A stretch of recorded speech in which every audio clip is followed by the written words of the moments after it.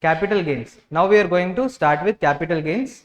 So this session is going to be the most important session. I want you to listen because 100% question is going to come in the examination because it is such an important amendment.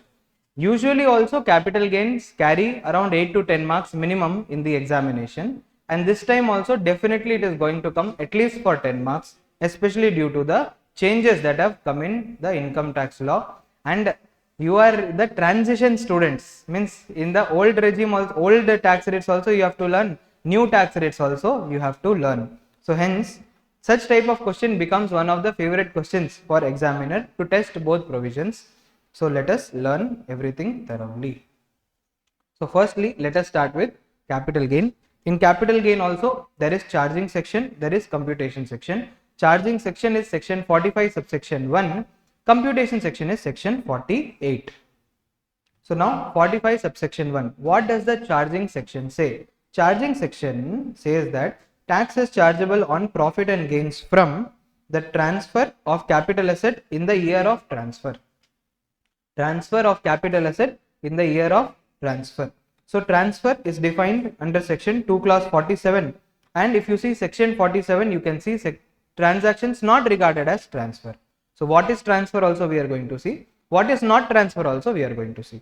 Then section 2 clause 14 defines what is capital asset, we are going to learn, and in the year of transfer only capital gain will arise, but there are a few exceptions where capital gain will not arise in the year of transfer, it will be arising in some other year, that also we will see.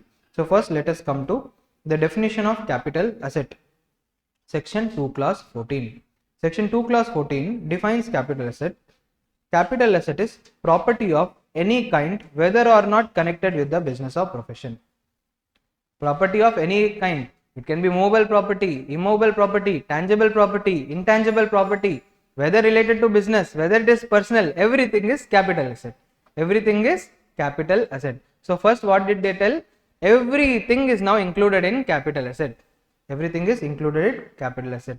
Now what they don't want to include, no, they will put it in the exception. So what is the exception?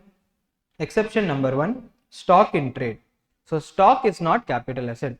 Okay, raw material, work in progress, finished goods, it is not capital asset because stock forms part of PGBP, business.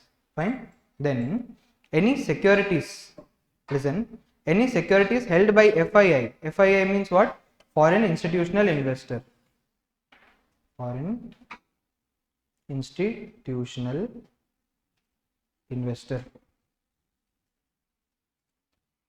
Any security held by FII as per SEBI regulation, it is capital asset. It is capital asset whether it is stock or not. Adikna taniya kuduthirukku. Generally all properties are capital asset, stock is not capital asset. But when it comes to FII and the securities are held by them as per SEBI regulations, it means what? Listed securities.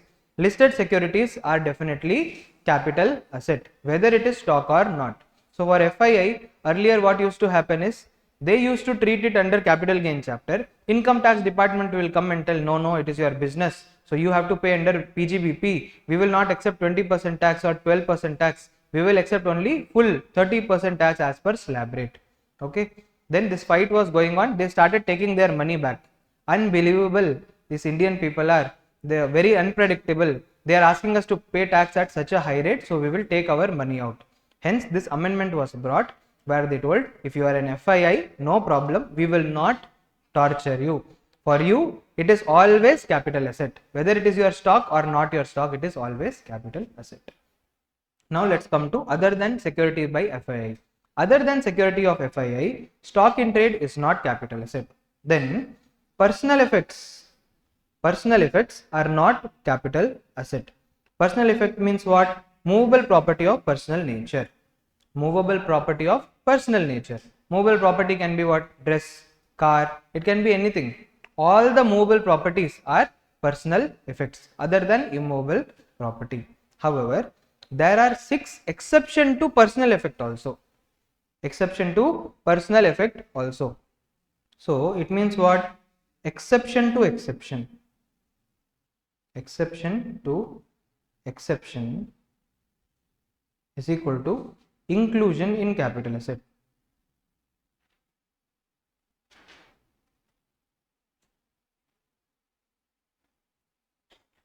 exception to exception. So inclusion in capital asset. So now what 6 items that I am going to tell you are personal effect. Generally personal effect is not capital asset, but in these 6 cases personal effect also will be considered as capital asset. What are the 6? JADPAS, JADPAS, jewelry, archaeological collection, drawings, paintings, any other work of art, sculpture. So jewelry, archaeological collection, drawing, painting, any other work of art, sculpture. So these 6, even though they are personal effects, still they will be considered as capital asset. But all the other personal effect will not be considered as capital asset. Sir, is it a good thing or bad thing that personal effect are not capital asset? We have escaped, no? Now all this, my car will not be considered as capital asset. Okay, all this pen will not be considered as capital asset. If mobile phone I am using for personal use, it will not be considered as capital asset. Is it a good thing or bad thing? Good thing, huh? Why good thing? Because no capital gain. Actually it is a very bad thing. Very bad thing. Why? Not because, see Kanna, in this personal effect you will not get capital gain. Generally you get capital loss. Capital loss. So if personal effect was included in capital asset definition, on all those, see my car, if I am buying for 10 lakhs, generally what will happen, I will sell the car for 8 lakhs. Okay, since I don't claim any depreciation, there will not be any WDV. The cost price minus selling price will be my loss. Correct? So this loss I will set off against other capital loss and I will not pay any tax at all. So smartly what did the government do? Where and all they feel that the capital asset can create a loss, all those capital asset they removed out of the capital asset definition. Only 6 personal effect they have kept. These 6 items are the items where they feel that there most probably there will be income rather than loss. That is why these 6 alone they have kept it in the definition. Jewelry, archaeological collection, drawings, paintings, any other work of art and sculpture. Okay. Then rural agricultural land is not a capital asset. Rural agricultural land is not a capital asset. Only urban agricultural land will be considered as capital asset. Hence, if you are transferring your rural agricultural land from one person to another person, there will not be any capital gains tax. Okay. What is rural agricultural land? Not urban. Then what is urban? Urban means the population 10,000 or more. If it is more than 10,000 up to 1 lakh outside 2 km, more than 1 lakh up to 10 lakh outside 6 km, more than 10 lakhs outside 8 kilometers also urban area. Then this special gold bonds and special bearer bonds. Specified gold bonds, special bearer bonds also not capital asset, but nowadays these bonds are not relevant. Then gold deposit under Gold Deposit Scheme 1999 and Gold Monetization Scheme 1999 also will not be considered as capital asset. And you know what? If you receive any interest on this gold deposit scheme or gold monetization scheme is equal to exempt. Interest on these also are exempt. So this gold deposit scheme or gold monetization scheme 2015, if you have invested, it will not be considered capital asset. So if you transfer to another person, there will not be any capital gain. Moreover, interest is also exempt under section 10 clause 15. In income from other sources, it is exempt. Okay. So one more time quickly I am revising. Section 2 clause 14 defines capital asset. Capital asset is property of any kind, whether or not used for business or profession. It can be movable, immovable, tangible, intangible, does not matter. However, there are exceptions to capital asset. First one, stock in trade. Second is personal effect. In personal effect also there are exception. It means what? Exception to exception means included in capital asset. What are those 6? Jewelry, archaeological collection, drawing, painting, any other work of art and sculpture. Then third one, rural agricultural land is not a capital asset. Specified gold bonds, special bearer bonds, then gold deposit under gold deposit scheme, gold monetization scheme. And gold deposit scheme, gold monetization scheme, interest is also exempt under section 10 clause 15 when you study income from other sources. Then this ULIP related is not there for your interest syllabus, you can strike it off. Okay, now let's come to what is the definition of transfer. Quickly we will see the definition of transfer. If you know the terms, that is enough, not that relevant from the exam perspective. Section 2 clause 14 defines transfer. Transfer includes sale, exchange, relinquishment, extinguishment of any right, compulsory acquisition. So sale means what? Selling from one person to another person is called sale. For a consideration, it is called sale. Exchanging means doing barter. I will give you something, on behalf of that you give me some other thing. Relinquishment means giving up of a right. For example, I am having right shares, I will relinquish those right shares to another person, it is called relinquishment. Then extinguishment of any right. Extinguishment of any right means if the right itself is over, it is called extinguishment of any right. Then compulsory acquisition, it means what? Government is coming and compulsory acquiring the property of assessee. Then conversion of capital asset into stock in trade, that will also attract capital gain. Then giving possession of property in part performance of contract. This part performance of contract is there, no? This we already learnt when we learnt the deemed owner concept. TOPA, 3 condition: property is transferred, sale consideration is promised or already paid, and any other document is executed. In such case, even if the possession is transferred, the buyer will become even if the possession is transferred, it will be considered as transfer as per the capital gains chapter. Then transaction having the effect of transferring or enabling the enjoyment of immovable property. This also we studied in deemed owner concept in house property chapter, that you have to link. I told you, no, there will be a building, the building will be having shares, and the shareholders of the building only will be staying in that building. What did I tell you? The shareholders are the deemed owner in the house property chapter, or the members are the deemed owner in house property chapter. In capital gain chapter, these shares, when it is transferred, then the building is also transferred. When the shares are transferred to another person, building also automatically transferred to another person. Hence, this is also called a transfer. Okay, transaction having the effect of transferring or enabling the enjoyment of immovable property. Purida? And the shares transfer pannanaala immovable property transfer aichu. Hence, this is also called transfer. Then redemption of zero coupon bond. So when zero coupon bond is redeemed, that is also called transfer. Now, transaction not regarded as transfer, end la padikalam. Okay, first basics of capital gain we will see, then we will see transaction not regarded as transfer. Okay, now let's come to computation section. First page. Computation section is given in section number 48. How to compute capital gains. Sir, is this a format? Answer is yes, this is a format. So you follow like this itself. Whatever is applicable, that you put it in the format and then do the calculation. So full value of consideration. What is this full value of consideration? It is nothing but sale price. Full value of consideration is sale price. So selling price minus transfer expense. What is transfer expense? For selling, you are incurring some expense, that is called transfer expense. For example, when you are selling, you are incurring STT, but this STT is not allowed as deduction in capital gain. STT is a transfer expense, but it is not allowed as deduction in capital gain. What else can be allowed? For example, to sell my house, I am giving brokerage to the broker. So this is a transfer expense which can be allowed. For example, for transferring, I put some advertisement in the newspaper that I am going to give this house for sale. So this newspaper advertisement amount is also transfer expense. This I can reduce from the full value of consideration. So full value of consideration minus transfer expense, you will get the net consideration. From this net consideration, you can reduce cost of acquisition. What is cost of acquisition? Purchase price. Then cost of improvement. What is cost of improvement? Capital expenditure that has been done on the capital asset. So cost of acquisition is, in general, it is called what? Purchase price, and cost of improvement is the capital expenditure done on the capital asset. You remove these two, you will get what? Short term capital gain or short term capital loss, long term capital gain or long term capital loss. Okay, but when it comes to long term capital asset, then you also have to do indexation. Okay, then it will become indexed cost of acquisition or indexed cost of improvement. Fine.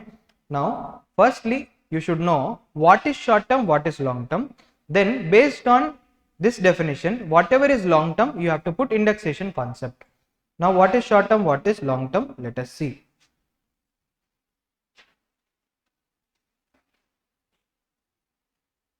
Period of holding concept.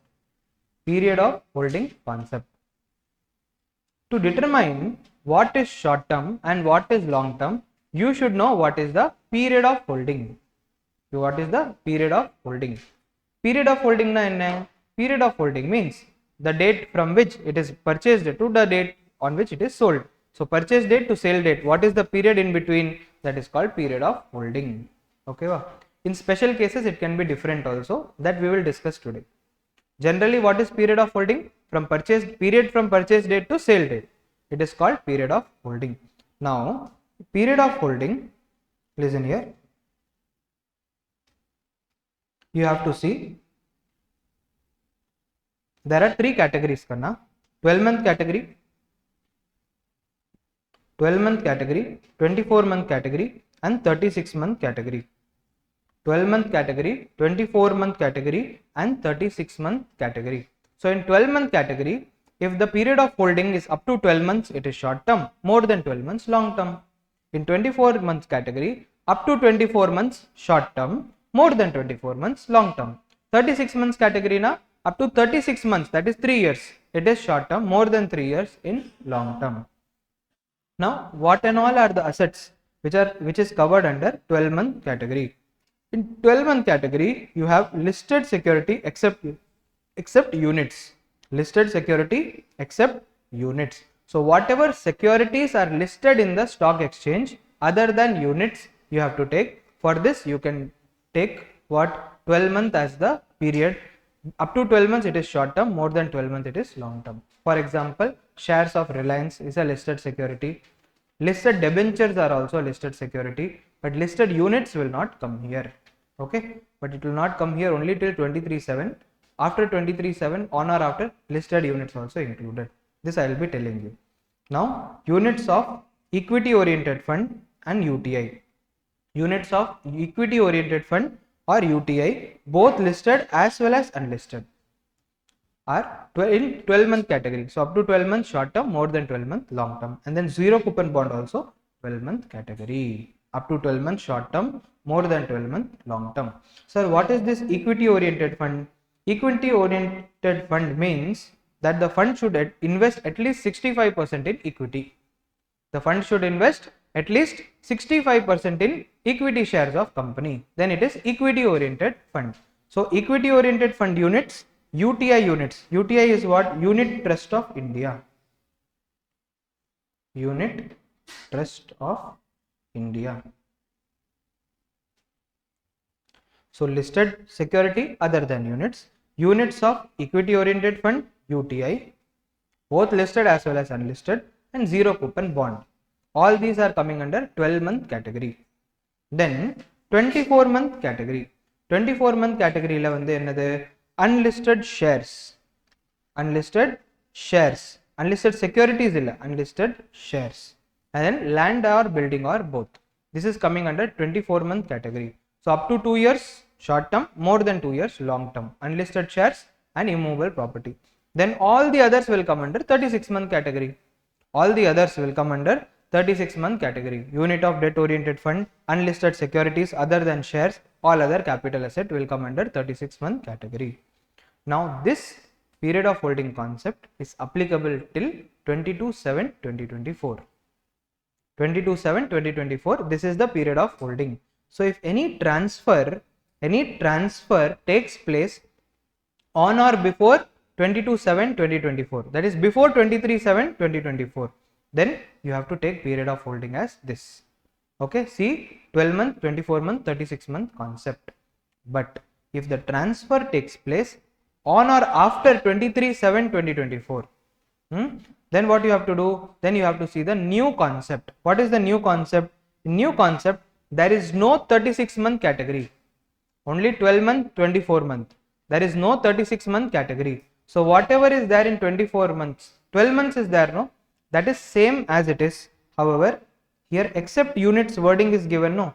It is not given in the new section. It is not given in the new section. Old section la except units irundhathu, new section la except units illa. So see here, except units words have been omitted from 23/7/2024. So listed security, unit irundhalum seri, unit illanalum seri, you should see under 12-month category. When from 23/7/2024 onwards, all the other will be same. units of equity oriented fund or UTI, both listed as well as unlisted, and zero coupon bond, a 12-month category. Then all the other assets, 24-month category, land and building, unlisted shares, unlisted securities, then what, gold, everything will be coming under 24-month category. So listen very carefully. Up to 22/7/2024, there are 3 categories: 12-month, 24-month, 36-month. So in 12-month category, listed security except units. Okay, units of equity oriented fund, units of UTI, whether listed or unlisted, does not matter. Then zero coupon bond is coming under 12-month. 24-month unlisted shares, land or building or both, and all the others are coming under 36-month category. Fine. Then from 23/7/2024 onwards, there are only 2 categories, 12 and 24. In 12, what will come? Listed securities, then units of equity oriented fund UTI, and third one, zero coupon bond. This is 12-month, and 24-month, all the others are 24 months. Fine. So this you have to remember. Sir, if land and building both are sold together, in which land is long-term capital asset, building is short-term capital asset, then what to do? Then calculate capital gain for land separately, building separately. Land will be long-term capital gain, building will be short-term capital gain. Okay. So this is period of holding. Now based on the period of holding, you will decide whether an asset is a short-term capital asset or long-term capital asset. Okay, 12-month, 24-month, 36-month. After deciding, you know that long-term capital asset enjoy the benefit of indexation. Long-term capital asset enjoy the benefit of indexation. What is this indexation? Indexation means since the asset is held for a very long period of time, there should be a adjustment of inflation inside that capital asset, inside the cost of the capital asset. The value of money has reduced over time. Okay. Hence, in today's value, you have to bring that asset. You have to bring that asset to today's value. This is called indexation. This is called indexation. Sir, how to do indexation? For doing indexation, see here, indexed cost of acquisition is equal to cost of acquisition multiplied by cost of acquisition multiplied by cost inflation index in year of transfer divided by cost inflation index in year first held or cost inflation index of 2001-2002, whichever is later.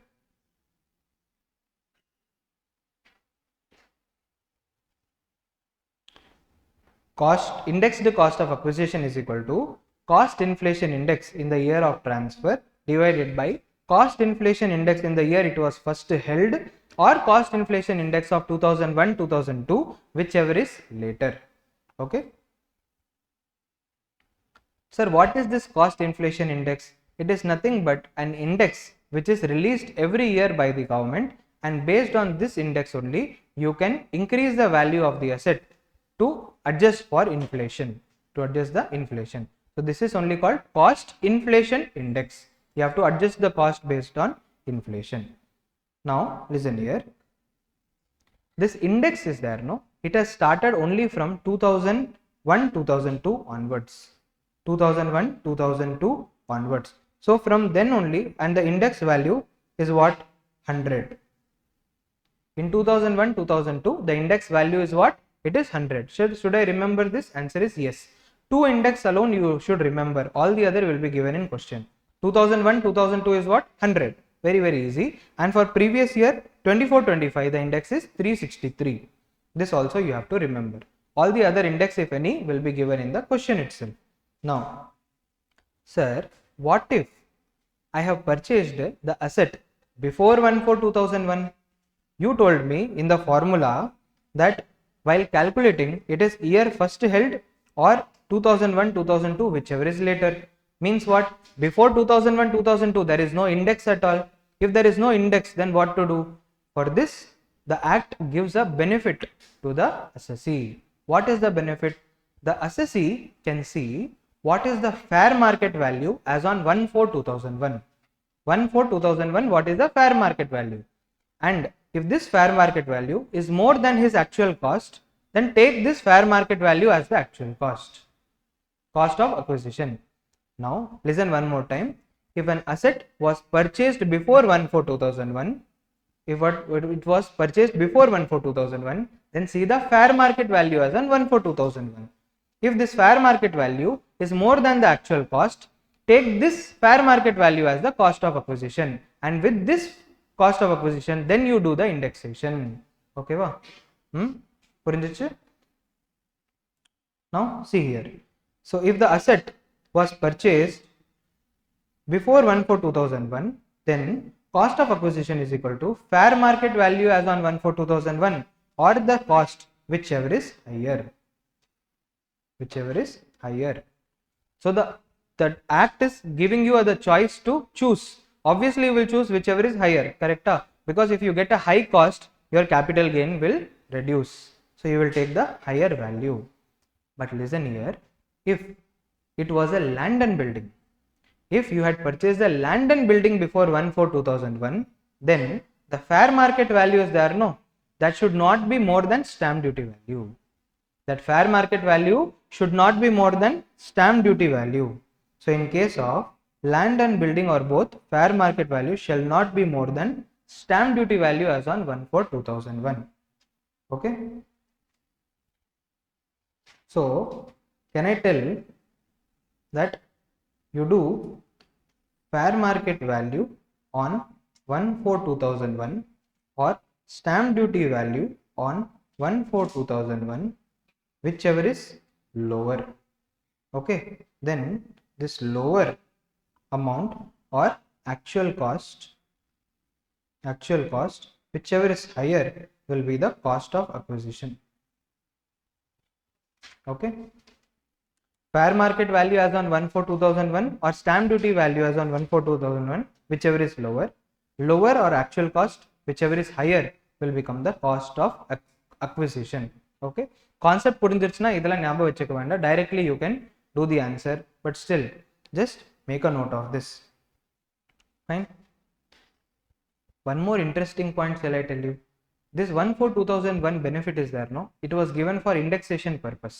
Okay, but from 23/7/2024 they have removed indexation. I told you they have removed indexation at all. Now there is no indexation benefit, but still this fair market value benefit is there, no? That they did not remove. This you can use it under before 23/7 also you can do this calculation, after 23/7 also you can do this calculation. புரிஞ்சதா? So this benefit is still there with the assessee. This has not been removed, even though this was bought for indexation, but still the benefit is given to the assessee. Okay, next, now let us come to improvement. What is improvement? Improvement means capital expenditure that was done on the asset. Now how to find out indexed cost of improvement? Indexed cost of improvement is equal to cost of improvement multiplied by cost inflation index in year of transfer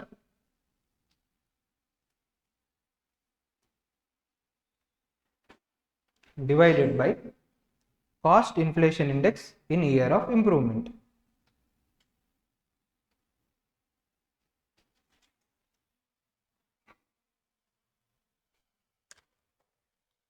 My face looking like ghost, huh? Check. Door, please open the door. Okay, done. So finally let us start once again. Indexation. We were discussing about indexation. I told you that for a long term capital asset, if a asset is a long term capital asset, then the act gives the benefit of indexation. Indexation means what? Increasing the cost based on inflation. How can you do indexation? Using the cost inflation index. Cost inflation index, but it starts only from 1/4/2001, that is from the year 2001-2002. And what is the index number? It is 100. What is the index number for 24/25? 363. Now if an asset was purchased before 1/4/2001, then the assessee can take the benefit of the fair market value of as on 1/4/2001 or actual cost, whichever is higher. But in case of land or building or both, this fair market value should be restricted up to stamp duty value, that you should know. Now then we started with improvement. I told you improvement is what? Capital expenditure that is done on the capital asset. Capital cost of improvement also you have to index. Then how to find out the indexed cost of improvement? Cost of improvement multiplied by cost inflation index in the year of transfer divided by cost inflation index in the year of improvement. But sir, here why didn't you write cost inflation index of 2001 or 2, whichever is later? Answer is because, see, if improvement was done before 1/4/2001, then you should ignore such improvement. You should not take that improvement into account itself. Sir, why should we ignore? Because there was fair market value as on 1/4/2001, correct? In that fair market value itself, this improvement would have been included. In the fair market value as on 1/4/2001, this improvement would have been included.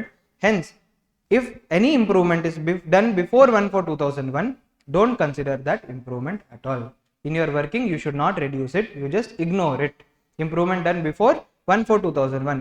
After 1/4/2001, very simple, just multiplied by cost inflation index in the year of transfer divided by cost inflation index in the year of improvement. You will find the indexed cost of improvement. So now you know how to do indexation, and you also know about the benefit of 1/4/2001. But listen here, from 23/7/2024 onwards, there is no indexation benefit. There is no indexation benefit. In such case, how will you compute capital gain? So the full value of consideration minus transfer expense is equal to net consideration minus cost of acquisition minus cost of improvement is equal to capital gain. But in the new calculation also, if it is before 1/4/2001, the improvement that you should not consider, because in new rates also the benefit of 1/4/2001 is given to the assessee. Okay, now next. Okay, listen, this is one more special point. Cost of acquisition should not contain any deduction that you have already claimed earlier. The cost of acquisition should not claim any deduction. For example, if you purchase a house, you will pay stamp duty on the house. That stamp duty can be claimed as deduction under section 80C. Okay, if you have claimed a deduction under section 80C for stamp duty value, then the stamp duty value you cannot include it in cost. In 24B, you can take interest on housing loan, correct, as deduction. If you have taken interest on housing loan as deduction under 24B, then this interest value you cannot add it in the cost of the house. Okay. Then indexation is not allowed in the following cases. After 23/7 there is no indexation at all, on or after 23/7. But before that also, in 4 cases, indexation is not allowed. What are the 4 cases? Number 1, 112A. 112A is the long term capital gain on special types of asset. Okay, that is equity shares, unit of equity oriented fund, unit of business trust, etc. Then bonds or debenture. Listen here, there is no indexation on bonds or debenture even if it is long term. Why is there no indexation? Because the inflation value is there, no, that is only the interest on bonds or debenture. Either that interest is paid to you or that interest automatically increases the value. If it is accumulated in the bond, it will increase the value of the bond. So you need not do inflation for bonds or debenture. But there are 2 special types of bonds or debenture that is made for this indexation. What are they? Capital indexation bond and sovereign gold bond. Capital indexation bond and sovereign gold bond. On these 2 bonds alone, even before 23/7, you can do indexation. On these 2 bonds, you can do indexation. Next, if a non-resident is purchasing and selling shares of Indian company in foreign currency, shares or debentures, there is no indexation. And in slum sale, there is no indexation. Sir, what is slum sale? Slum sale means selling the business, the entire business from one person to another person. That is called slum sale. Now, proviso 1, non-resident. So this is not that important from exam point of view. I am just brushing up quickly. If shares or debenture of an Indian company was acquired in foreign currency, then calculate the capital gain in foreign currency. At the end, convert the capital gain into Indian currency. Okay. So what you should do, if a non-resident is buying, selling shares of Indian company in foreign currency, calculate the capital gain in foreign currency, convert it to Indian currency. Okay. Then this proviso 3 and 4 I have already covered up, so no need to see. Then full value of consideration. Full value of consideration is what? Selling price. Only one special point. In case of sweat equity or ESOP to employees, full value of consideration is considered as the fair market value on the date of transfer. In case of sweat equity or ESOP given to employees, full value of consideration is the fair market value on the date of transfer. So when the employee transfers the ESOP, the full value of consideration is taken as fair market value on date of transfer. So listen here, this is not when employee is selling, this is when company is giving to employee. At that time only, in the hands of company, they are giving the capital asset to employee. No, for them, full value of consideration is fair market value on the date of transfer. Okay. Then, so now we know this. Now we'll go to cost. Okay, we know full value of consideration. Now we'll go to cost. Cost of acquisition. How to determine the cost of acquisition? First, let us see cost of acquisition in case of intangible assets. What are the intangible assets? Goodwill of business or profession. Then good trademark or brand name associated with the business or profession. Any other intangible asset. Right to manufacture, produce, process any article or thing, that is patent or copyright.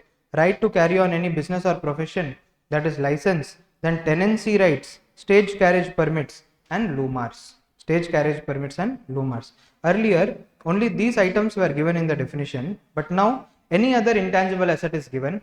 So this section now doesn't become that relevant. So whatever intangible asset is there, you can apply this provision. So need not see everything in detail, but you see the wordings. If this comes in the examination, you know that it is an intangible asset. I am not going to explain all meanings one by one, not that relevant for your examination. Okay, or any other right. In such case, if it is self-generated, then the cost will be 0. If it is purchased, then take it as the purchase cost. If it is other than purchase, then take cost of previous owner. So what did I tell? In case of intangible asset can be goodwill, trademark, patent, copyright, license, tenancy rights, lumars, stage carriage permit. It can be anything. If they are there with the assessee, then what is the cost? If it is self-generated, cost is 0. If it is purchased, cost is purchase price. If it is not self-generated or not purchased, it means what? Someone gave it to them. In such case, it is the cost of previous owner.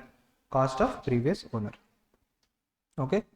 And in all the above cases, there is no benefit of FMV as on 1/4/2001. So for these intangible assets, no, 1/4/2001 FMV benefit is not available because it is very difficult to calculate the fair market value on 1/4/2001.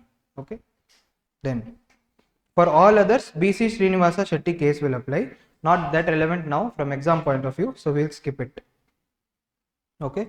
Then coming again to now cost of acquisition of financial asset. Cost of acquisition of financial assets.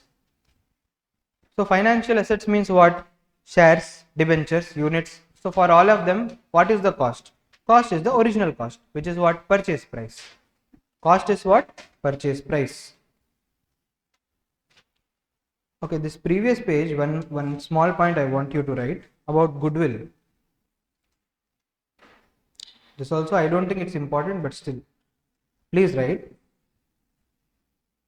goodwill was treated as depreciable asset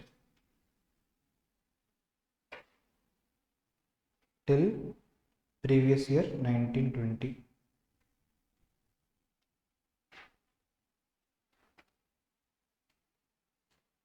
Therefore, cost of acquisition is equal to purchase value minus depreciation already claimed. Purchase value minus depreciation already claimed.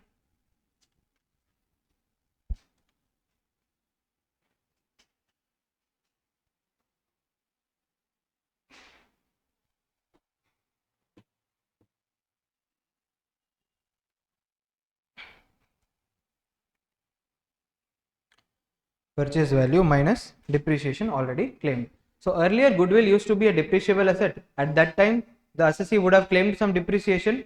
Now reduce the depreciation from the cost of the asset. Simple. Now let's go to financial assets. So financial assets, what is the cost? Purchase price. So if I buy shares, for what amount I bought the shares, that is the cost of the shares. Then sir, what about right shares? Firstly you should know what is right share. Okay, so for example, there is a company called Reliance. Let's say the share value of Reliance is, let us assume it to be 2000. Now Reliance wants to give out more shares and get investment from new shareholders. They want to issue more shares to the public. So directly will they issue shares? Answer is no. Directly they will not issue shares, because let's say I am an existing shareholder of Reliance. Since I am an existing shareholder, I want the rights to buy the shares of Reliance first, because I have been an investor for such a long time. So I should be given the rights first, whether I want to invest more in the company or not. Only if I am not interested, then Reliance can ask someone else.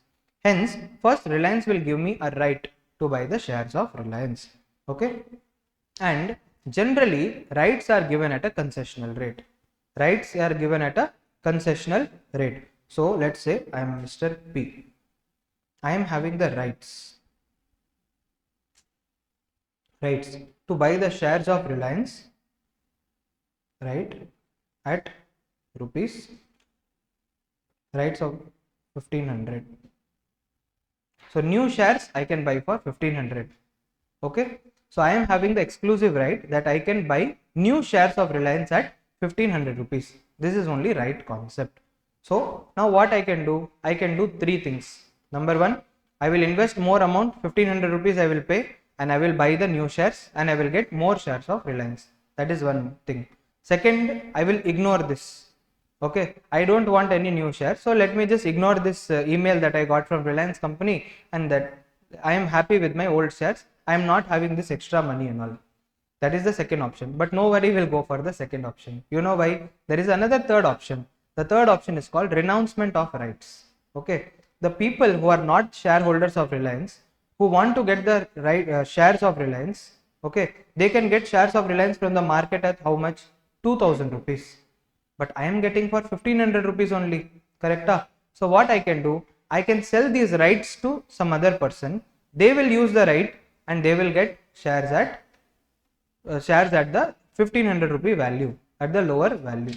So what I will do, I will go to another person, let's say Mr. B, and I will tell them I am having the rights to purchase this share. Let us assume I am having only one share. So it is simplicity of calculation. Okay, for this one share I am having the right. You give me 200 rupees and I will give you the right. So Mr. B gives me how much? 200 rupees. Okay, and I am giving him the right.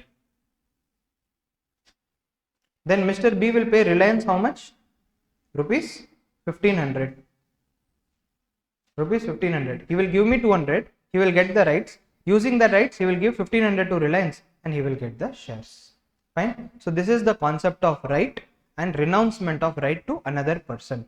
Okay. Now, is this right a capital asset? Answer is yes. This right is also a capital asset. And me renouncing the right is called relinquishment of capital asset. So hence this is also considered as transfer. So what is the cost of my right? The cost of my right is 0. What is the selling price? 200 rupees. So 200 rupees is my capital gain. Okay, and this capital gain is always short-term capital gain. You know why? Because for exercising the right, the company will only give 2 months or 3 months time. Within this 2 months or 3 months only, I have to decide whether I have to take the right or give the right to some other person. I will have only little time. Hence, always it will be short-term. So me getting this 200 will be the full value of consideration. Cost of right share will be 0. Then 200 rupees will be the short-term capital gain. This you understood? Now let's come to the second transaction in the hands of Mr. B. In the hands of Mr. B, what will be the cost of acquisition? The cost of acquisition is what? Purchase price. So what is the purchase price? 1500 that he gave to Reliance and 200 that he gave to me. So his cost of acquisition will be how much? 1700 rupees. Purida, cost of acquisition is 1700. So now right is exercised. If right is exercised, then cost of acquisition is the amount paid to the company, period of holding from the date of allotment. Now listen here. Here, listen. I don't want to sell the rights. I want to use the rights. Can I use it? Answer is yes. If directly I decide to use the rights, how much I will pay Reliance? 1500. This 1500 will become what? My cost of acquisition for this new shares. Okay. So if right is exercised, then cost of acquisition is the amount paid to the company. Period of holding will be from the date of allotment. So when the right shares are allotted, from that date onwards, I should calculate the period of holding also. Fine. Next. Right renounced. If right renounced means what? I have given the right to some other person. In such case, cost of acquisition will be 0. I told you, no, my cost will be 0. Selling price is 200 rupees. Then period of holding will be from the date of offer. So from the date of offer till I sold the right, it will always be short term. So here you can write always short term.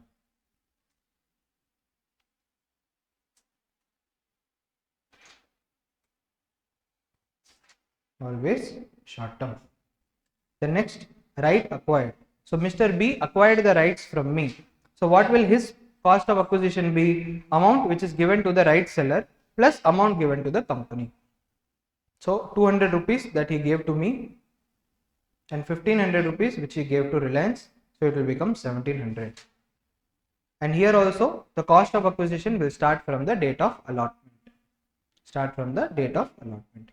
Purinjida, right share concept, simple. Now let's go to bonus shares. Bonus shares means what? The company will give free shares. Company will give shares free of cost. In case of bonus shares, period of holding will be from the date of allotment. Now we are going into that zone where we are seeing what is the cost of acquisition and period of holding in special cases. Different special cases. What will be the cost? What will be the period of holding? Okay, normally what is the cost? Purchase price. Normally what is the period of holding? From the date of purchase till date of sales. Adu paathachu. But now in special cases, what is the cost and period of holding? We are seeing. In right shares, I already told you. Now we are coming to bonus shares. Bonus shares, it is given as a bonus, no? That is why the cost will be taken as 0. The cost is what? 0. But if it is given before 1/4/2001, you have the benefit to take the fair market value as on 1/4/2001, whichever is higher. So you take the fair market value as on 1/4/2001. Also, in section 112A, we are going to study grandfathering. Grandfathering rule. As per grandfathering rule, you will take the value as on 31st January 2018. So that will affect your bonus share also. So please write bonus shares before 1/2/2018. Cost of acquisition is equal to fair market value on 31/1/2018. So if the bonus shares were allotted before 1/2/2018, then also you can take the cost of acquisition as 31/1/2018 as per the grandfathering rule. Okay. Then any other capital asset. Any other capital asset. So if the capital asset is acquired before 1/4/2001, I already told you cost of acquisition is equal to cost of acquisition or fair market value, whichever is higher. On or after 1/4/2001, you should just take the cost of acquisition. Then, if assets are distributed on liquidation, cost is equal to fair market value on date of distribution. So, company liquidate ayiruchu. The company got liquidated, shut down. It is distributing its asset. Then whatever asset is received, fair market value of that asset will become the cost. Then security is converted to another security. Cost of acquisition will be the cost of previous security. I think this I have already discussed in the above point. So let us not discuss it here. We'll discuss it there. Okay. Now let's come to cost of improvement. Cost of improvement, listen here, in case of goodwill, trademark, copyright, all those intangible assets, in all the intangible assets, cost of improvement is 0. Cost of improvement 0. Cost of acquisition is what? Purchase price. If it is self generated, it is 0. If it is received from some other person, it is cost of previous owner. What about improvement? Cost of improvement is always 0 in case of intangible asset. So intangible asset cost is 0. Any other asset na enna pandrathu? If it is before 1/4/2001, it is 0, and it is on or after 1/4/2001, it is a capital expenditure that is incurred. Capital expenditure that is incurred. Okay, wow. Now let us see cost of acquisition in special cases and period of holding also in special cases. Different special cases let us see. Now what I am going to take is not the special cases, I am going to teach you the concept. This concept, if you are applying in special cases, automatically you will get the answer.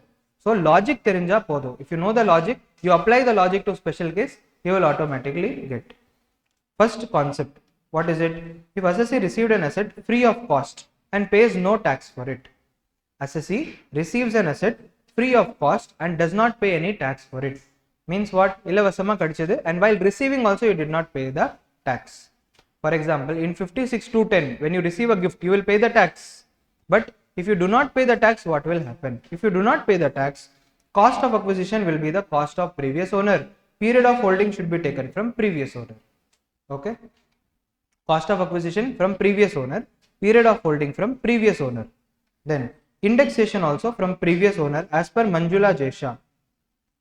Indexation also from previous owner as per Manjula Jesha case. Okay. So indexation also you take from the previous owner itself. In Income Tax Act it is written as indexation should be taken from current owner, but then Manjula Jesha was a person who fought this rule in the Bombay High Court. She got a favorable decision. Hence, in the state of Maharashtra, you can follow Manjula Jesha case, but in entire India also people are following Manjula Jesha case, because after following also Income Tax Department is not telling anything. Okay, so you can follow that case, but you have to definitely mention that Manjula Jesha case has been followed for taking indexation also from the previous owner. Okay. Example, partition of HUF, gift, will, inheritance, distribution on liquidation, transfer to irrevocable trust, holding, giving the asset to 100% subsidiary, subsidiary giving to 100% holding company, amalgamating company giving to amalgamated company, demerged company giving to resultant company, conversion by an individual of his separate property into HUF property. So in all these cases, na separate edukala, ellathukku ore concept da. Free la you are getting assets. If you are getting assets free of cost and you are not even paying tax while receiving the asset, take cost of previous owner, period of holding previous owner, indexation previous owner as per Manjula Jesha case. Okay, I'll give you an example very quick.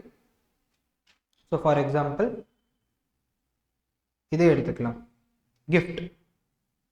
Let's take example of gift from father. Is gift from father taxable?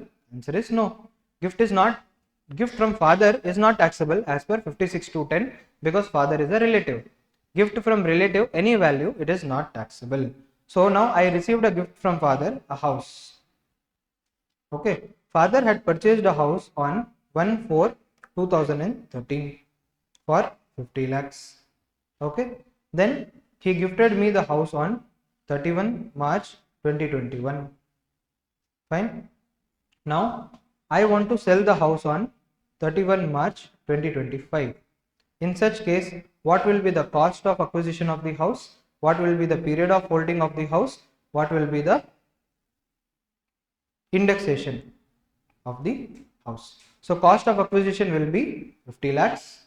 Period of holding will be from 1/4/13 to 31/3/25. Indexation also 1/4/13 to 31/3/25. In Income Tax Act, it is given that indexation should only be taken from 31/3/21 onwards. You should not take from previous owner. Only when you got the asset, you should take indexation. But it does not make sense, because cost we are taking 50 lakhs of that year, 2013. Why to take indexation from 2021? it does not make sense. So indexation also we should take from 2013 itself, but please mention that you are following the Manjula Jesha case. Okay. Then listen. If assess's old asset is converted into new asset and conversion was not a transfer.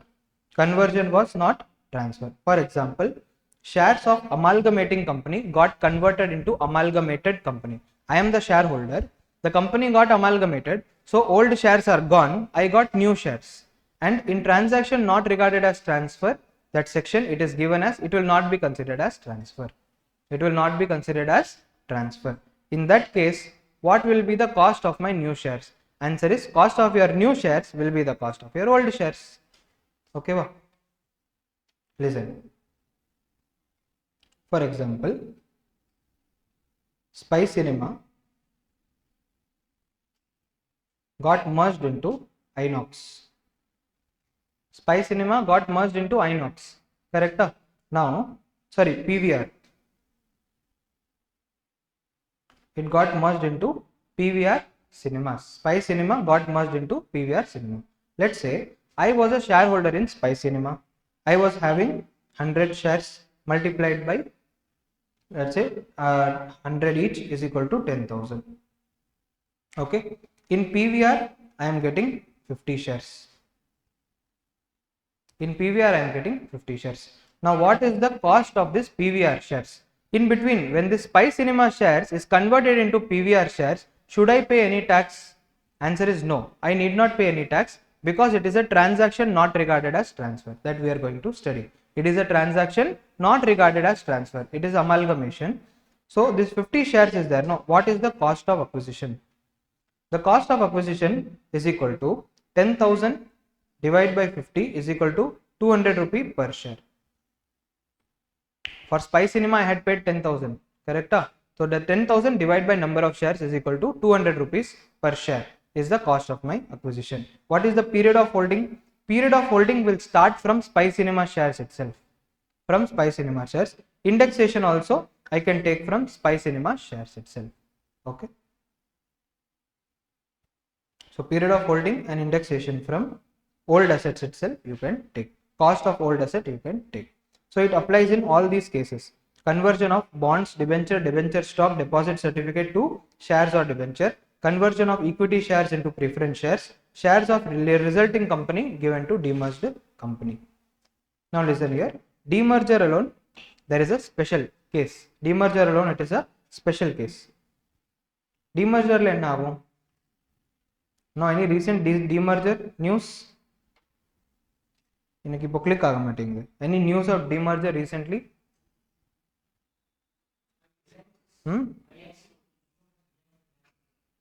Reliance.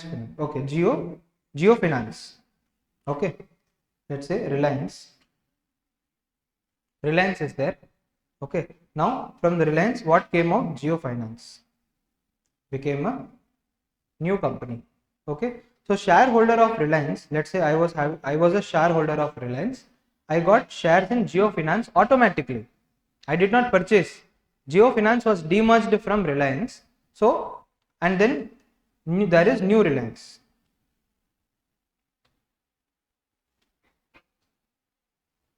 So I am having Reliance shares also. I am having Geo shares also. Correct? First I was having old Reliance shares. Then Reliance gave me some new shares of what? Geo Finance after demerger. So now I am having old Reliance shares also, new Geo Finance shares also. So this is the demerger concept. Now what will happen to the new assets? What will be the cost and what will be the period of holding? We are going to see. See here. Cost of acquisition of resulting company shares. Resulting company is what? Geo Finance.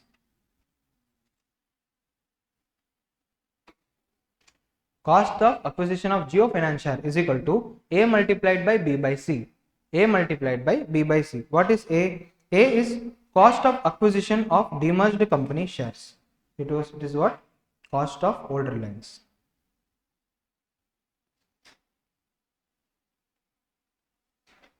Cost of old Reliance multiplied by B, which is net book value of asset transferred in demerger. book value of assets to Geo Finance multiplied by net worth of demerged company immediately before demerger. Net worth of old Reliance. So cost of old Reliance by net worth of old Reliance multiplied by book value of asset transferred. Okay, proportionate calculation da. Cost of old Reliance divided by net worth of old Reliance multiplied by book value of asset transferred. What will you get? You will get the cost of Geo Finance. Cost of Geo Finance. Then what will be the cost of new Reliance? Cost of new Reliance is equal to cost of old Reliance minus cost of Geo Finance. Purida? Purinjida? The cost of new Reliance will be cost of old Reliance minus cost of Geo Finance. So cost of acquisition of original shares minus cost of result company shares. So this is what cost of new Reliance is equal to cost of old Reliance minus cost of Geo company, Geo Finance.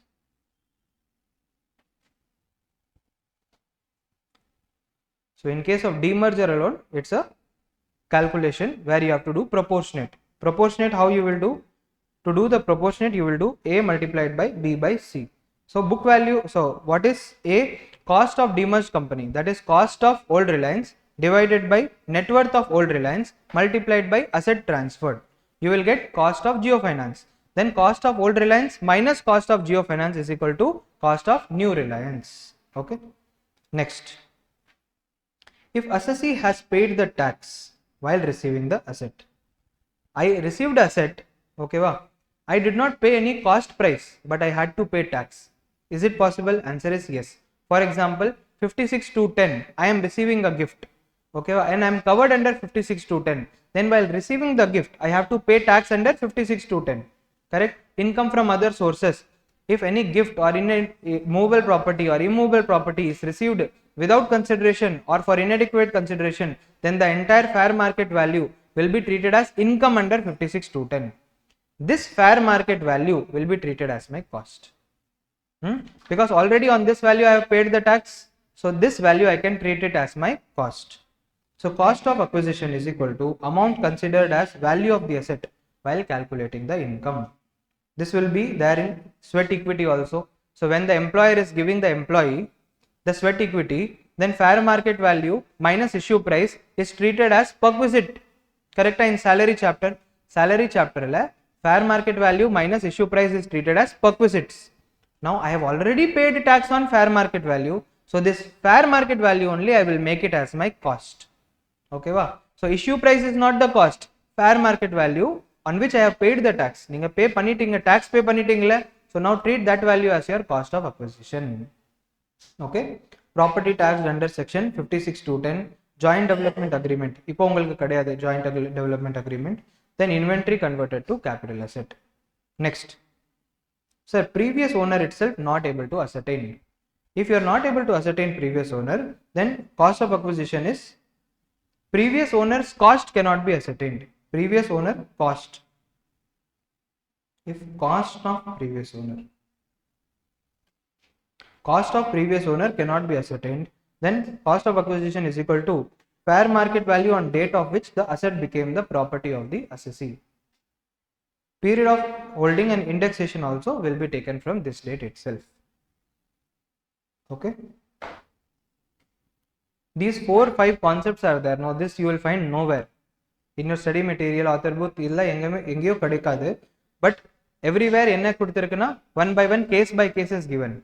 What I have seen in my past when I started teaching is that while doing capital gain, people are just trying, the students are trying to by heart all these different cases. No need to by heart at all. Apply your logic. If you apply your logic, automatically you will get the answer. You need not even learn all this. If you apply your common sense, automatically you will be getting the answer. Then electronic gold receipt. What is this EGR, sir? Now electronic gold receipt is the government wants gold reserve. So what it is telling? It is telling the people that you give me your gold I will give you EGR. You give me gold, I will give you EGR. And in future, if you want your gold back, you give me EGR, I will give you gold. And this transaction should be smooth. The people should be willing to give the gold. Hence, what did the government do? They brought a provision in section 47, transaction not regarded as transfer, that if you are converting gold to EGR and EGR to gold, it is not a transfer. No need to pay any capital gain. If you are converting gold to EGR, EGR to gold, it is not regarded as transfer. Now apply simple logic. If I am having gold, I gave my gold to government and I got EGR. What is the cost of this EGR? Cost of this EGR is the cost of the gold. Okay. What is the period of holding of EGR? It should be taken from the gold. Indexation of the EGR also, it should be taken from the gold time itself. Vice versa. If I converted EGR to gold, then also the cost of gold will be the cost of EGR. Period of holding should be from EGR and indexation also should be from EGR. That first concept only I have repeated once again just because it's a new provision. It's not a new concept. Now transaction not regarded as transfer, quickly let us see. Almost we have covered this section, transaction not regarded as transfer. Sir, what is this section, transaction not regarded as transfer? It means there are many cases where even if there is a transfer, the Income Tax Act will close its eyes. It will not see the transfer at all. The Income Tax Act will close its eyes. It will not see the transfer. As per Income Tax Act, this transfer never happened. Okay, wow. What are these cases? Number 1, full or partial partition of HUF. Number 2, gift or irrevocable trust only in case of individual or HUF. Only in case of individual or HUF, gift or irrevocable trust. Except sweat equity shares. So if sweat equity shares is transferred from one person to another person, even though it is free of cost, it will be considered as transfer. Capital gain is payable. But other than that, if you are giving gift or irrevocable trust, it is a transaction not regarded as transfer. But gift mele tax irukke, capital gain la kadayade, IFOS la tax irukke. Capital gain la it is a transaction not regarded as transfer. In IFOS, on certain gift there is a tax, on certain gift there is no tax. Okay. Then if holding is giving capital asset to 100% Indian subsidiary, it is not a transfer. Subsidiary giving capital asset to 100% Indian holding, it is not a transfer. Amalgamating company giving to its Indian amalgamated company, it is not a transfer. Demerged giving capital asset to resultant company, it is not a transfer. Shares issued by resulting company when demerger took place. I told you, Geo Finance. So new company will issue shares. So I am getting the Geo Finance shares. Is it a transfer? Answer is no. That will not be considered as transfer. Share issued by amalgamated company when amalgamation took place. When I am getting new PVR shares, is it a transfer? Answer is no. It is not a transfer. Rupee denominated bond issued outside India, transferred outside India from one non-resident to another non-resident is not a transfer. Rupee denominated bond is a special bond of which the value is marked to the Indian rupee. So Indian rupee increase aguna bond value increase agum, decrease aguna bond value decrease agum. So one non-resident innor non-resident ku kuduttarna transfer kadayadu. Then government securities transferred outside India from one non-resident to another non-resident. So government is giving some treasury bonds. The treasury bond is purchased by non-resident. He gives to another non-resident. So that is not taxable.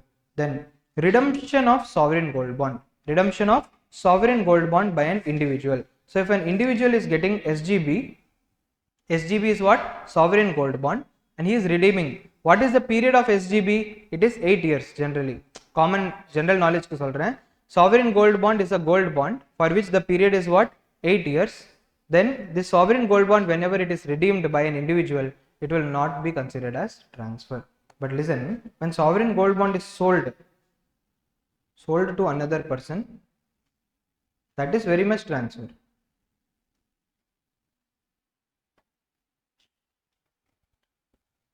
Sovereign gold bonds, when it is sold to another person, it is very much transfer. Now the government stopped issuing sovereign gold bond itself because of a huge loss. Okay, then next one, transferring JAD pass and photos. JAD pass na jewelry, archaeological collection, drawing, painting, any other work of art, sculpture, photos, etc. to National Museum, National Art Gallery, Public Museum, etc. If you are giving it to the museum, it is transaction not regarded as transfer. Next, bond, debenture, debenture stock, deposit certificate. These are all different type of security. If they are converted into shares or debentures, then it is a transaction not regarded as transfer. Preference shares converted to equity shares, not regarded as transfer. So when preference share converted to equity share, it is not regarded as transfer. Cost of the equity share will be the cost paid for the preference share. Period of holding from preference share. Indexation from preference share. From the old asset. Next, transfer of capital asset under reverse mortgage. I am not going very deep into reverse mortgage because of time. Reverse mortgage means what? The one Jollu Tata is there. That Jollu Tata is giving his property to the bank because he is not having any other asset. So that now the bank will give 20,000 per month every year, 20,000 per month for next 20 years for the purpose of this house. This is reverse mortgage system, or till that person dies. Fine. So one person is there, he is very aged, but he is having a property, but he is having no money. So what he will do? He will tell the bank that you keep this property with you. Instead of this property, you give me monthly 20,000 rupees. So the bank will give monthly 20,000 rupees, or for next 20 years, or till that person dies. After that person dies or 20 years is over, the bank will give an option. Either you buy this property back from us, you repay all this 20,000 per month is there, no, which we paid, which we gave you. You repay this back along with interest, you get your property back. Or if you do not want to repay us, we will sell the property and we will recover the amount. So this is only reverse mortgage. So when this Tata gives the property to the bank, it is not considered as transfer. Okay. Then consolidating scheme of mutual fund, consolidating plan of mutual fund. Consolidating scheme, consolidating plan means what? There are many different types of mutual fund schemes. Okay. So now after so many schemes are there, the mutual fund companies will merge one or two schemes together to a single scheme. This is called consolidating scheme, consolidated plan. In this case, if an equity scheme and equity scheme is merged into equity, then it is allowed, it is not considered as transfer. If debt scheme plus debt scheme is equal to another debt scheme, DEBT, debt, okay, then it is not considered as transfer. But sir, equity and debt scheme rendume merge paniachna, will transfer occur? Answer is yes. Okay, debt and equity you should not mix together. Equity plus equity should be only in equity scheme. Debt mutual fund, debt plan should be merged together, it should be in debt mutual fund or debt plan. Then conversion of EGR into gold and vice versa, we already saw. One more point I want you to write here: distribution of assets by company in liquidation. Distribution of assets by a company in liquidation. So during liquidation, when the company distributes the assets, it is a transaction not regarded as transfer. Sir, yes, sir, when the asset is received by shareholder, it is dividend for them. That is why in capital gain no need to pay the tax. In IFOS you pay the tax. Now amalgamation and demerger meaning quickly we will see. Sir, what is amalgamation? What is demerger? These rules should be satisfied for a transaction to be called as amalgamation as per the Income Tax Act. Okay, if one or more companies join another company or one or more companies merged to form another company, it is called amalgamation. What are the conditions? All the property of amalgamating should become the property of amalgamated. All the liability of amalgamating should become the liability of amalgamated. Shareholders having at least 75% or 3/4 of the shareholding in amalgamating should get a share in the amalgamated company. So at least 75% shareholders of the old company should get share in new company, minimum 75%. So all these three conditions are satisfied now, it is called amalgamation. Then what about demerger? Transfer should take place as a going concern. So whenever demerger is done, for example, Jio Finance came out of Reliance. So Reliance also should be continuing company, Jio Finance also should be continuing company. No company should be closed down. Okay, so it should be a going concern. Then all property of undertaking being demerged becomes property of resulting. All liabilities of undertaking being demerged should become liability of resulting. So when Jio Finance is coming out, when it was in Reliance, whatever assets and liabilities it had, upday it should come out when it is coming out as a new company. Okay, properties and liabilities should be transferred at book value. Property and liability should be transferred at book value, and here also shareholders having at least 3/4 shareholding in the demerged undertaking should get a share in the resulting company. If all these conditions are satisfied, it is called demerger. Okay, now basics of capital gain over. Is there anything left? Only special cases from here on. Okay, basics or capital gain over. One or two more concepts shall I take before lunch or before lunch break? One or two more concepts. I feel easy concept mudichilla, one or two concepts, then lunch break mudichu, then we will start. And lunch kapram vandu very difficult to get your attention. Okay, so very easy concept. See, basic capital gain we have completed kanna. Now we are going into special concepts, then we will learn tax rates and exemptions. Adoda capital gain is over. Avladhaan. Bookla paatha na periya chapter, aprila peris kadayadu. It is, if you are conceptually clear, no, capital gain is the easiest chapter.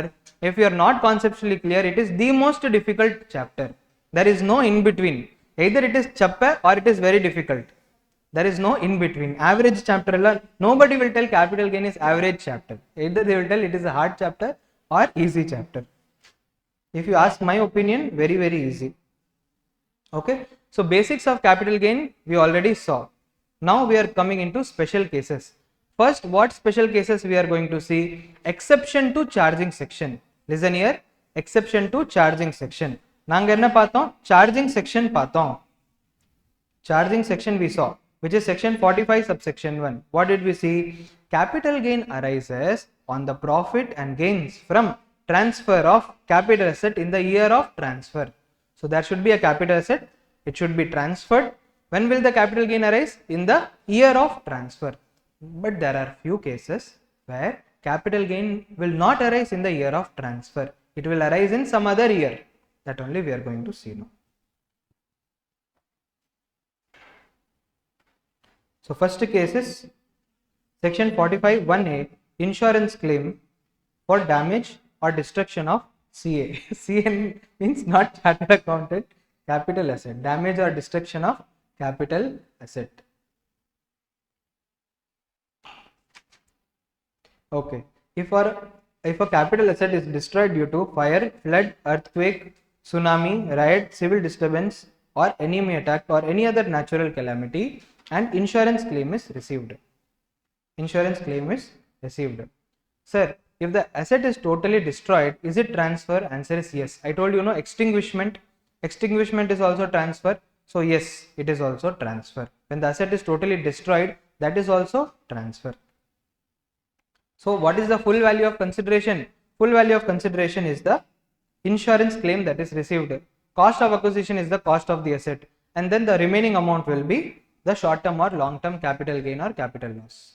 So instead of sale price, what you have to take? Insurance claim amount. Avladhaan. Very simple.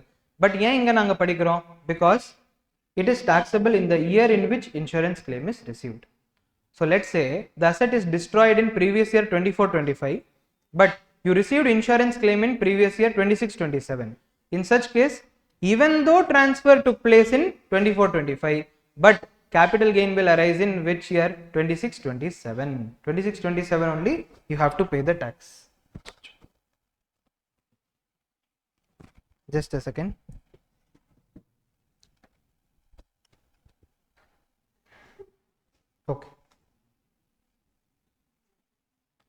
Okay. So simple, insurance claim. In case of insurance claim, the taxability is postponed to the year in which the claim is received. That is the special point. And how to compute? Full value of consideration will be the insurance claim amount minus cost of acquisition, index cost of acquisition, cost of improvement, index cost of improvement. You will get the capital gain. Short term or long term based on the period of holding concept. Then conversion of capital asset into stock in trade. Conversion of capital asset into stock in trade. See, transfer arises when assessee converts capital asset into stock in trade. Capital asset means what? The So capital asset means as per capital gain chapter, stock in trade means for the business. Now I want to convert my capital asset into my stock. For example, I am a builder, I am having a building. This building I was using for my own purpose. Now I want to convert it into stock and I want to start selling to customers. So when I convert this capital asset into my stock, capital gains will arise.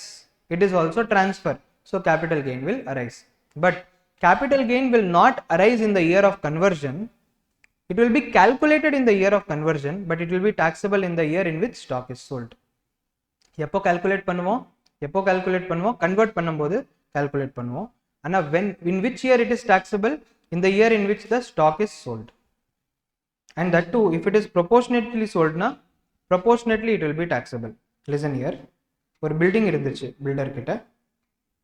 This is a capital asset for the builder. Now let's say on 31/7/2024 he converted this capital asset into stock. He converted this capital asset into stock.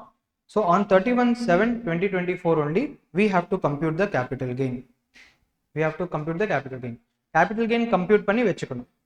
We have to just note down what is the capital gain and we have to keep it safely. Then when to tax this amount in future, let's say in previous year 25/26, in the next year he sold 2 flats. Totally there were 10 flats. Capital gain is let's say 1 crore. In next year he sold 2 flats. He sold 2 flats. Now when he is selling 2 flats, no, he will get PGBP income. That and all calculation is the normal calculation. He will get PGBP income. Along with this PGBP income, for this 2 flats, this capital gain also will be taxable. How much capital gain will be taxable? 20 lakhs will be taxable, because 1 crore is for 10 flats. In future when he sells 2 flats, proportionate capital gain 20 lakhs will also be taxable in the year in which the flat is sold. All 10 flats sold in the next year, na entire 1 crore will be taxable in the next year. So this is one benefit which is given to the assessee. What benefit? If you are converting your capital asset into stock in trade, in the year of conversion only you have to compute the capital gains, but this capital gain will be taxable in the year in which the stock is sold. Okay. So how to compute? See here. So first I will read the provision, but it is taxable in the year in which such stock is sold. If part of stock is sold, then only part capital gain shall arise in the year in which such part is sold. Period of holding will only be taken till the date of conversion. So na enna sonna, capital gain when you have to compute only on the date of conversion. So period of holding should be taken up to the date of conversion. You compute the capital gain and keep it. From then onwards, whenever the amount is sold, proportionately you keep taxing the capital gain income. So how to compute capital gain? Full value of consideration will be the fair market value on date of conversion. Okay, wow. So on the date, this date 31/7/2024, what is the FMV? This FMV should be taken as full value of consideration minus, as usual, cost, index cost, cost of improvement, index cost of improvement. You will get the long term or short term capital gain. Then in PGBP what will happen? PGBP, this FMV is there, no, it will become the cost of the stock. This fair market value, ஏன்னா இது மேல நீங்க tax கட்டிட்டீங்க, நீங்க tax கட்டிட்டீங்கன்னா that will become the cost. That is the concept. So in PGBP it will become the cost of the stock. Then selling price minus this cost, that is fair market value on date of conversion, will be your PGBP income. Both PGBP income as well as capital gain, both are taxable. Both are taxable in the year of sale of stock.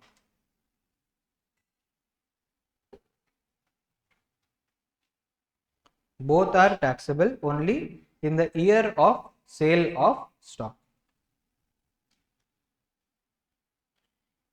Inga ungalku space irukka in this page? Do you have some space? So in that I want you to write this also. Stock converted to capital asset.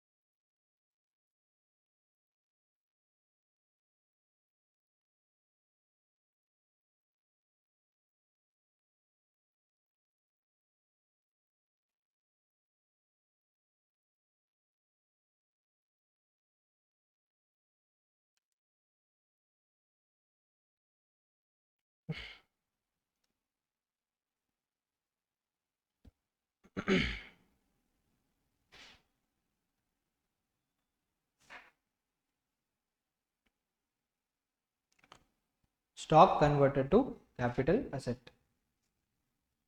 If stock is converted to capital asset, PGBP என்னது?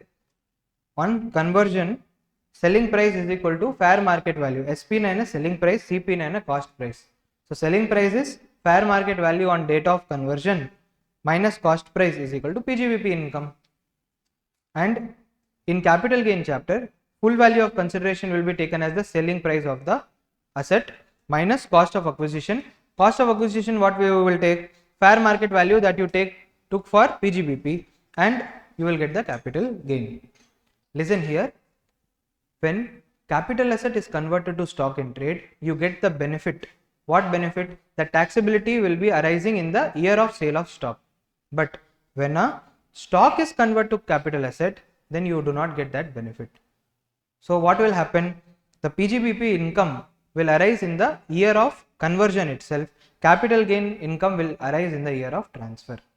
ஏன் தெரியுமா? Government knows stock na quickly sell பண்ணிடுவீங்க. But capital asset na you will not sell quickly, you will sell after n number of years, because now you are going to use it yourself. So they will lose out on the revenue, no? So they will not give this benefit in this case. They will give only in capital asset converted to stock in trade. Okay. Now last one point, for exemption under section 54 EC. Exemption under section 54 EC.